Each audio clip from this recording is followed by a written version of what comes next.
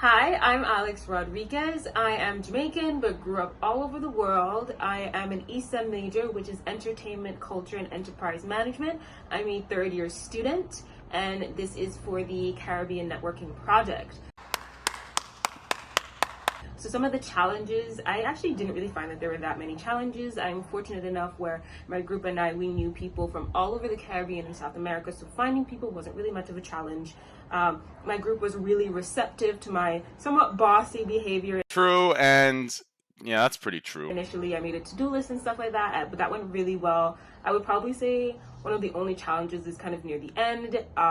I had a little bit of time management issues, but my group was very helpful, so I really appreciate that. Some of the benefits of this is because I didn't grow up in Jamaica, I really appreciated learning more about the culture in the Caribbean and how we interact with South America, and they're kind of in the Caribbean, but they're not really in the Caribbean. One of the things I loved learning was, I've never been to any of these countries. I've never been to Colombia, Belize, or Guyana, so it was nice to hear about other places.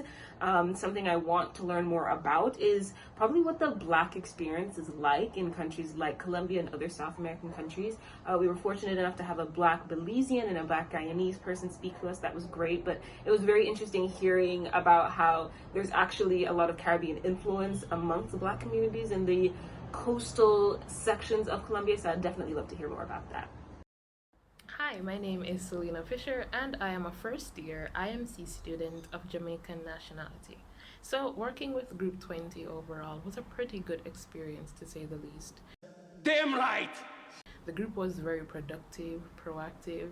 They were actually really easy to get along with because personally I was added to the group a bit late. However, they were easy to mesh with and work with overall, and they were pretty organized, as I would have previously mentioned. In terms of the overall process though, I'd say it was a decent balance between challenges and, actual smooth sailing. Personally, one challenge I would have had was with the Belizean interview because I had assisted in conducting that interview and I was responsible for filtering that information. And in terms of filtering the information and deciphering the specific answers to the questions that were asked, it was a bit of a challenge because the person for the more controversial questions, the person would have somewhat avoided the questions in a way, and it was harder to pinpoint a direct answer to the questions. But overall though, it was a pretty refreshing experience. It was very good to be able to see through the lens of another Caribbean person's perspective, and I definitely can attest to that fact being one of the benefits, having that exposure, being able to network with other persons from different Caribbean countries, because personally I don't have Caribbean friends other than the local friends that I have. But personally, being able to view what the Caribbean is and what the Caribbean reality is from a different Caribbean native's perspective was a pretty good benefit. So, yeah. Hi, my name is Vashti Lewis and I'm a Jamaican. I'm a first-year student majoring in journalism at the University of the West Indies, Mona. Working in groups can be very challenging because there are different personalities, attitudes, and perspectives. However, I enjoyed working with the members of Group 20. All group members played their part well. There were no challenges at all. Everything was smooth sailing. That's right. The work was split evenly and everyone was committed to their tasks. We had group meetings to exchange ideas and all members cooperated well. While doing this Caribbean networking project, I had to engage in interviews and communicate with people from different countries.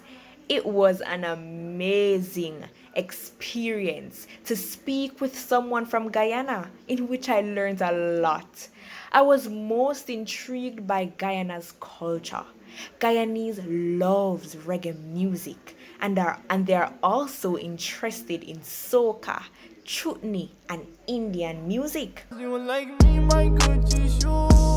Thursday night, there is a party called Pasa Pasa, where people dance and enjoy themselves. Additionally, I learned that Guyana has a large amount of Indian population. During the interview, it was brought forward that one of the main challenges is poverty. Furthermore, the Caribbean at large has been battling poverty for a while. Poverty can be a hindrance to development. Amartya Sen, in his article Development as Freedom, states that development requires the removal of major sources of unfreedom, and that unfreedom includes poverty. Sometimes the lack of substantive freedoms relate directly to economic poverty, which robs people of the freedom to satisfy hunger or to achieve sufficient nutrition or to obtain remedies for treatable illnesses or the opportunity to be adequately clothed or sheltered or to enjoy clean water or sanitary facilities. Therefore, when poverty is removed, then freedom will come to humans, which will then lead to an increase in development. It was brought to my attention that poverty is due to inequality in Guyana. There is a high rate of unemployment within the black population, while Indians are the richest in the population. This is due to the Indian government being in power and they mostly cater to the Indian population. In conclusion, this project has widened my knowledge. My communication skills were enhanced and I developed an appreciation for the Caribbean culture. Hi, my name is Annalie Thompson. I'm a second year COMM student studying Integrated Marketing Communications. Some of the challenges faced while completing this project include issues with internet connectivity and the difficulty with getting respondents, being that most of the group members are from Jamaica. This project was beneficial in that it helped me to appreciate the various Caribbean cultures and also to have an understanding of how media is used to communicate within these cultures. I learned about the different ways media is used to communicate in these cultures and about the different cultural values and the impact media has on Caribbean integration. You smart. I would like to learn some more about the way media impacts Caribbean integration and some more information about the cultural values of the other Caribbean countries. Hi, my name is Tyreek Alston. I am a first year student doing film production, hoping to get my degree in 2 or 3 years, and I am Jamaican. At least I think so. I'm not sure. I think I'm very mixed, but for challenges, there was almost basically no challenges in the group. Everybody was extremely cooperative. We all did well together. The only thing that I faced was getting and compiling so much information into like 15 to 17 minutes gaps, because some of the videos were like 1 hour of information, some were 2 hours of information. So trying to combine all those things together into 15 to 17 minutes, summarizing that was definitely a bit challenging, but it was fun. For things that I would like to learn, definitely more about the countries. They're so fascinating, seeing and editing the videos and hearing about all these experiences and challenges that the different countries were going to.